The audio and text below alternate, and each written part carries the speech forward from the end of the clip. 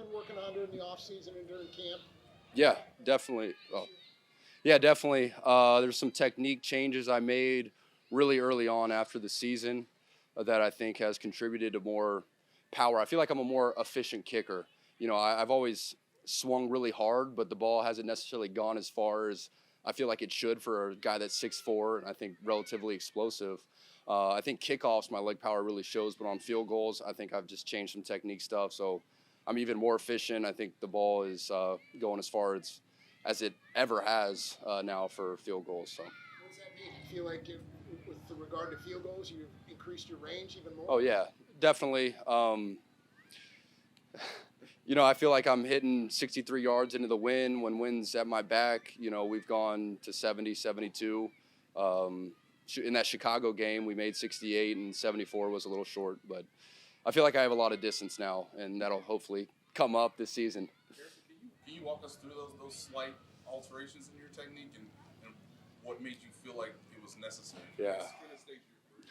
So some of the top guys, let's just say Justin Tucker, if you watch his film, his ball rotation, you see the laces are pretty much in the middle the entire time. If you watch me or some other maybe inefficient kickers, if you're looking at the ball rotation, the laces are way left, way right. The ball's not going completely end over end. So if I put the same amount of energy into a kick and the ball's going end over end versus a lot of same amount of energy into another kick where I maybe have my toe forward, it's not a completely flush kick. I want my foot to be perpendicular with the ball. If it's not perpendicular with the ball's not going to be going end over end, and so it's just not going to go as far, right? So that's kind of what I mean is being efficient.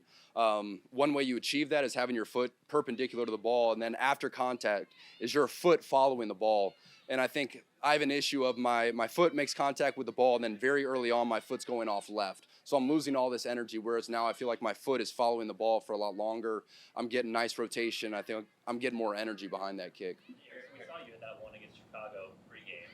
Yeah. But how did that feel? I guess was that part of the feeling like you gained something this offseason? Yeah, the 68-yarder I didn't even hit well. I was surprised that went in. I think the 70, 2 or 4 it was, I hit too high, so it fell a little short.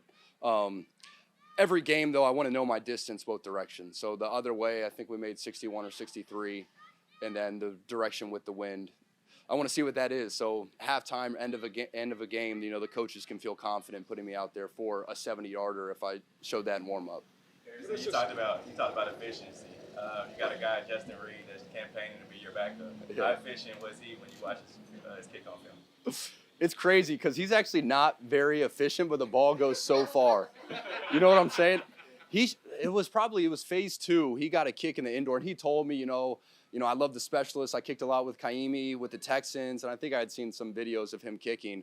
But in the indoor, he was just bombing balls with a ton of height. So I knew he had a big leg, and I just thought, he just wanted to kick some footballs, and he just naturally has the technique. Come to find out, he played travel soccer all throughout high school, so he got that rhythm and technique from a young age. But he's got a big leg, and I think it's just fine tuning it. And if I was him, I would take advantage of Tommy and me and learn as much as he can from us, because he made an extra point when the pressure was on in preseason. So I'm all for it. I'm all for evolving the game of kicking and pushing the limits. And so to have more people that are enthusiastic about being kickers, I'm all for it. So he has an invitation to the special teams meetings. I'm sure he's busy during that time with the safeties, but no, we love it. I mean, Tommy coaches me up. I help Tommy out. We just spend so much time together, and we kind of understand kicking and everything. I think it's my children yelling at me. I was wondering. It sounds familiar. Yeah.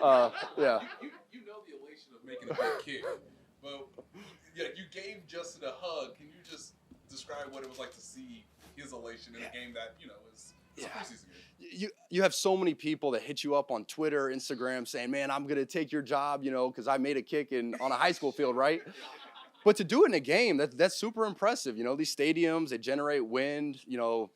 Fields can be different than just a turf field. And he went out there and he made the kick when the pressure was on. Nobody blocked the kick. So I'm super pumped for him. I know how difficult that is to go out there and execute when he doesn't really practice it. And It's been some guys have been out this week, right? What can you guys gain from being able to go out there and have Travis snap the ball or snap or someone else hold? What can you gain from that this week? I think it's great for all of us. You know, I haven't kicked with a different snapper. Maybe I'll get some reps in tomorrow. But it's great for Tommy to be able to confidently be in there and know if something happens, knock on wood, to James, there can be a backup that can fill in for the rest of the game, and we can still get by. You know, Kelsey's a great athlete. He was able to get some great snaps in. Gore did a good job as well. But if we ever needed to get through a game, it's nice to know those guys can kind of take over for us and fill in.